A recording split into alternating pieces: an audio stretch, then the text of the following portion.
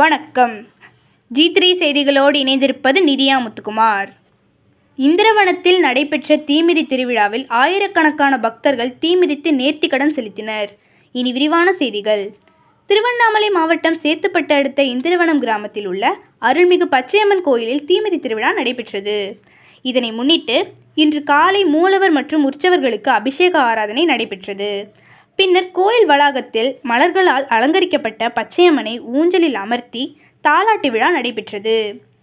கிராம பொதுமக்கள் அனைவரும் பொங்கல் கூடையுடன் கோயிலுக்கு ஊர்வலமாக வந்து கோயில் வளாகத்தில் பொங்கலிட்டு பச்சையம்மன் மற்றும் அங்குள்ள 7 முனீஸ்வரர்களுக்கு படையலிட்டு ஆடு கோழி படையலிட்டு வடைமாலை சாத்தி தீபாராதனை செய்து அம்மனை வழிபட்டனர். முனீஸ்வரர்களுக்கு படையலிட்ட சாதம் பக்தர்கள் மத்தியில் வாரி இறைக்கப்பட்டது. குழந்தை வரம் வேண்டி பெண்கள் முந்தானையில் பிடித்து பிரசாதத்தை சாப்பிட்டனர். இதனைத் தொடர்ந்து ஆலய வளாகத்தில் தீக்குண்டத்தில் ஆயிரக்கணக்கான பக்தர்கள் விரதம் இருந்து மஞ்சள் ஆடை அணிந்து அருகாமையில் உள்ள குளத்தில் மூழ்கி எழுந்து அக்னிகரத்துடன் ஊர்வலமாக வந்து தீ மிதித்தனர்.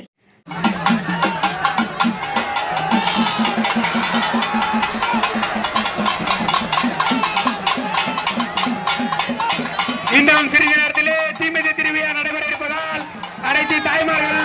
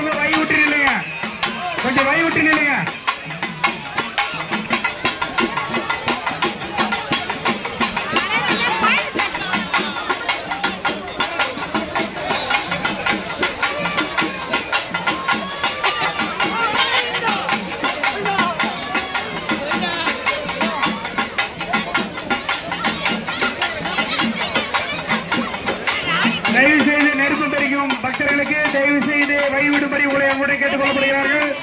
நிதானமா வாங்க, ரொம்ப முடியாதீங்க.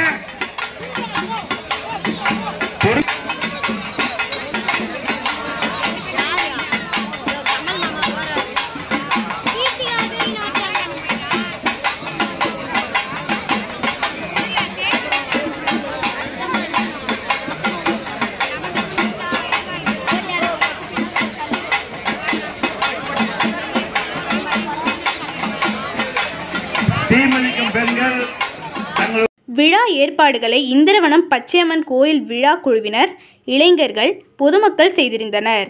G3 செய்திகளுக்காக சேத்துப்பட்டு செய்தியாளர் ஷாம்.